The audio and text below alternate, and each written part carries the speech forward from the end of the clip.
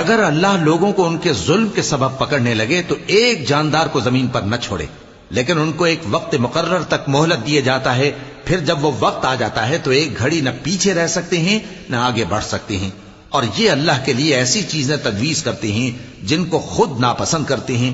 اور زبان سے جھوٹ بکے جاتے ہیں کہ ان کو قیامت کے دن بھلائی یعنی نجات ہوگی۔ کچھ شک نہیں کہ ان کے لیے دوزخ کی آگ تیار ہے، اور یہ دوزخ میں سب سے آگے بھیجے جائیں گے۔